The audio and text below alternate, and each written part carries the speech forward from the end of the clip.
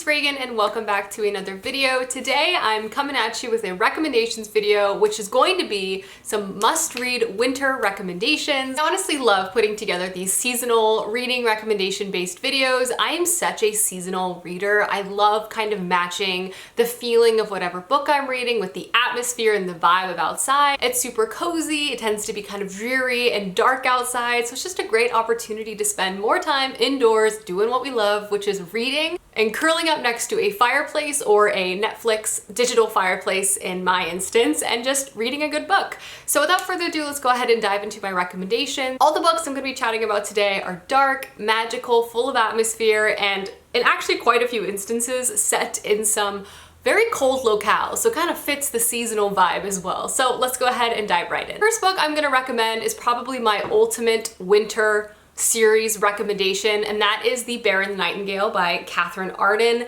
This trilogy is not only one of my favorite trilogies of all time, but it just screams winter. This is the best time of year to read it, in my opinion. This is a historical fantasy novel set in Russia. Within the story, you follow your main character Vasya, and you essentially follow her throughout her entire life. In this first novel, she's just a child, and she's staying in her father's compound, which is in the Russian wilderness. In this small town, there's kind of this overlap between traditional Russian folklore in terms of religion and also Orthodox Christianity, which is starting to become more popular in Russia during this time.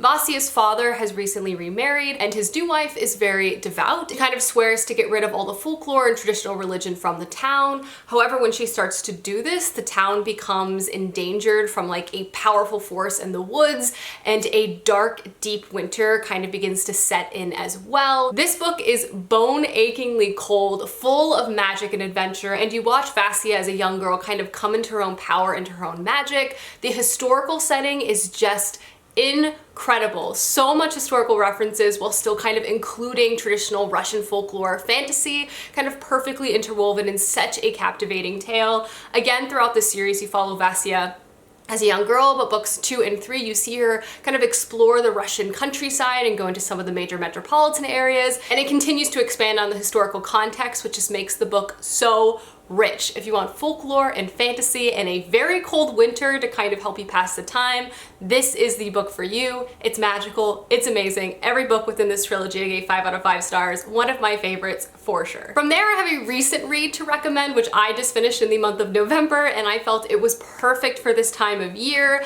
and that is A Discovery of Witches by Deborah Harkness. This is a like urban fantasy novel following a witch and a wizard, Diana and Matthew. They're both scholars studying at Oxford, and in this world there are witches and wizards, as I just said, but also demons, and these supernatural creatures are not supposed to overlap or really communicate or hang out in any capacity, but Diana and Matthew begin to be drawn towards each other, and sort of a romance begins to bloom, which creates a lot of drama and political trouble. On top of that, there's this sort of historical mystery going on, as Diana is a researcher and she was able to recall a manuscript that has been lost for 150 years, which is said to hold all the secrets of the origin of witches, vampires, and demons.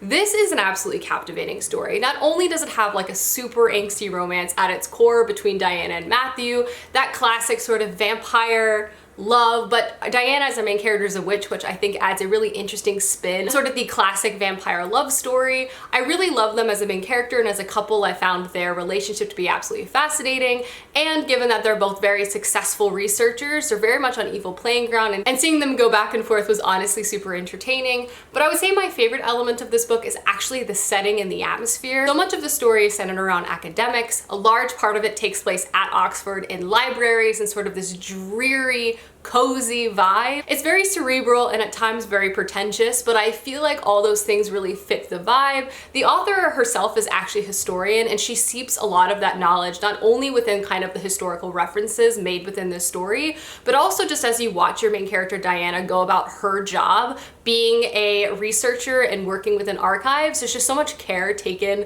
in like the environment and Diana's work, which I found absolutely fascinating. I loved this novel. I thought it was so entertaining and had so many wonderful influences, and the European academic setting only made it shine more. All in all, great vibes, great romance, and I really think this will keep you entertained on a long, cold night. And the next book I have to recommend is the 5th season by N.K. Jemisin. It's been a few months, I think, since I've talked about N.K. Jemisin in a recommendations video, so naturally it was time for me to bring her back because she is by far and away one of my favorite authors of all time, and this series is one of the greatest pieces of fantasy work I have ever read. So I just need to talk about it consistently because I just want everyone to read it. But the 5th season is the first book to the Broken Earth trilogy. It is a wonderfully constructed, dark, kind of character-led, multi-perspective fantasy story that will just absolutely blow your mind. This to me is a perfect novel to read in the winter, given its dark, humanity-focused narrative. And this is set in a world where there is consistently civilization-ending catastrophes. Therefore, humanity has kind of adapted to work around that as best they can in terms of how they structure their society, how they kind of create jobs, and also how they prepare for the inevitable end of the world. Also in this world, there are individuals who can kind of control the Earth's power, and instead of being kind of lauded as possible saviors, protecting them from the Earth's next ginormous earthquake or volcano eruption, they're viewed with prejudice and suspicion, in fact are ostracized by society at large. Within this story, you follow a mother in search of her daughter, a young student at an academy learning to control their power, and a young child just kind of awakening to their power. I'm trying to be as vague as possible as I feel like this is a series you should just go in blind and just experience it for what it is. Within this fantastic fantasy setting, N.K. Jemisin touches on and has such wonderful dialogue on motherhood, humanity, sexuality, race, gender. Truly, it is an impeccable tale that has sat with me since I read it, and honestly, I hope to reread it soon. I've loved everything I've read by N.K. Jemisin, but I will say the Broken Earth trilogy still remains probably my favorite, as I think it's just simply a masterpiece. But yeah, if you have not read this, pick it up because you won't be disappointed. From there, the next 2 books I have to pick up both kind of fit in this sort of fairy tale come to life, mysterious happening sort of situation. The first one is Once Upon a River by Diane Setterfield. This is a book that I felt like was just such a captivating journey. At its heart and at the beginning of the story, it kind of opens on this bizarre mystery. Essentially, there is a tavern next to a river. For the most part, the town kind of congregates there to kind of get out of the cold, enjoy a drink, and listen to a story. And then something incredibly unusual happens. A stranger walks in who is gravely injured, holding a small girl who appears to have passed away, but then later in the evening she comes back to life. They don't know if this is a curse, if it's magic, what is going on. And this kind of begins the unfolding of this very bizarre, very magical story centering this town and this girl. It has a very whimsical nature to it. It's definitely very dark, but it's incredibly atmospheric. And it also has this wonderful weaving style of a narrative, kind of jumping from different perspectives of different individuals impacted directly by this young girl or just live within this town. You don't really see how the threads are related at all until it kind of turns into this beautifully woven tapestry. It's atmospheric, the writing is lyrical and beautiful. It has this sort of timeless quality to it as well. It kind of feels like it's in the past, but in theory it could be in the present. Again, it's just a book that I feel like will captivate you and kind of sweep you away to this otherworldly place. And I honestly loved this book. It's a great standalone option as well. And I actually want to read more books by Diane Setterfield because I really, really loved this. And I know she has lots of magical, whimsical tales to check out. From there, I have one of my favorite books of all time, and I truly just think is perfect to read during this time of year. So I have to talk about it again, and that is Spinning Silver by Naomi Novak. This is a retelling of Rumpelstiltskin, and it's set in Russia. I also clearly have a soft spot for historical reimaginings of anything set in Russia. It's true, it's my favorite thing in the entire world, but this book is just simply captivating. It is a book I always say I wish I have written myself, because to me it's like perfect.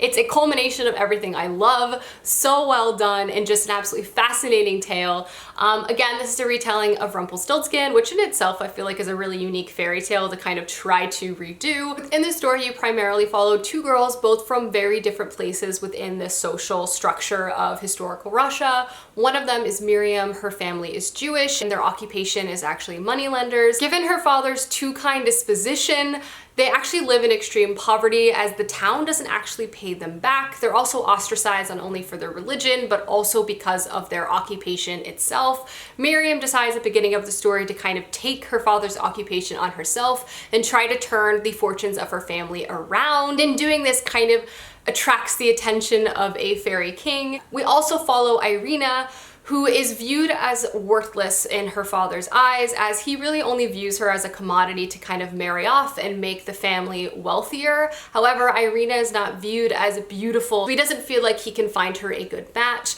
This is a tale about these two girls and other girls within the story kind of coming into their own individual power, as well as kind of having this very fascinating intersection of tales as well. There's magic, there's fairies, there's folklore involved within this story, but honestly, I was fascinated by these two girls coming up within a society that's honestly doing everything to keep them down and finding ways to circumnavigate that was just incredible. This has history, this has magic, it has romance, it is amazing. I love this book so much. I will never not talk about this book because it is just impeccable. Next up, I have a historical thriller novel to recommend, and that is The Silence of Bones by June Her. This is a book I read earlier this year, and I honestly still think it is one of the most captivating atmospheric historical novels I have ever read. Set in 1800 in Joseon, Korea, and we follow our main character who is an indentured servant to the police bureau and works underneath a detective there. The reason why she has to work there because within this time in Korea, men weren't allowed to physically touch women, and this holds true even if they have passed away. So they need women to work at the police bureau to handle the corpses, do autopsies to help them figure out what actually happened. This book opens up on a murder that quickly kind of spirals the story in some really intense directions, especially because the detective our main character works under and who she very much looks up to is suddenly suspected for the murder itself. This book combines intense thriller aspects in that we're trying to solve this murder and there is a murderer at large. It also infuses a wonderfully constructed historical setting within this Joseon era and time period. Not only do you kind of get the cultural aspects of our main character's job, but there's also kind of a heightened political atmosphere as well, as there are missionaries trying to spread Catholicism within Korea at this time, and the current political body is trying to do away with these individuals and also use them as a way to kind of maintain and hold their power. So there's this sort of insular murder mystery that also has larger political consequences as well, making this book absolutely fascinating. There's also family ties and family drama woven into all of this, creating a small book that creates quite the impact. I read this in one day. I was fascinated from page one. It was beautifully written. It captured my heart immediately and also kind of blew my mind. And the last book I'm gonna recommend is a middle grade novel, and that is Wichwood by Tahera Mafi. This is actually book 2, with the first one being Furthermore, but you can actually read them in either order. Definitely keep that in mind if you're interested in picking this series up. But I love this series by Tahera Mafi. It is a whimsical and magical middle grade series following a cast of characters kind of trying to make it through. This follows our main character Laylee, who's having a hard time remembering happier times. This novel opens on both of her parents having recently passed away, and she has taken on the sole responsibility of kind of taking over the family business, which is essentially helping and preparing bodies to go into the afterlife. This is a job that is incredibly important to the town in which she lives in, but unfortunately is not really regarded with much respect. The occupation doesn't technically have a salary, and instead she's supposed to get paid via donations from the villagers themselves. However, they are not really respecting that aspect of it. So not only is Laylee working tirelessly long hours trying to make sure she can carry on the family tradition, but she's also having a hard time making ends meet and kind of supporting herself and supporting her household. However, some magical individuals from another magical town appear and kind of help Laylee not only confront her grief and her magic as it relates to the dead, but also help prepare for the next steps of her life and moving on as well. This is a book full of magic and friendship, and if you can tell by the cover, has a very wintry vibe. There's a lot of snow, there's a lot of winter-based magic. It truly is just perfect to read in the winter. This has Tahera Mafi's whimsical writing style, and it's just full of love, and you can feel that on every page. I love middle grade. I find it to be really relaxing and just like the perfect kinds of stories to transport me away from the real world. And if you haven't checked out this series by Tahera Mafi, I would highly recommend both books, but particularly Wichwood for the winter, but I honestly think they're both lovely and wonderful reads as well. Alrighty guys, those are my must-read winter recommendations. Let me know down below some books you think are perfect for the winter season, as I would love to know, and I will see you soon with another video soon. Goodbye!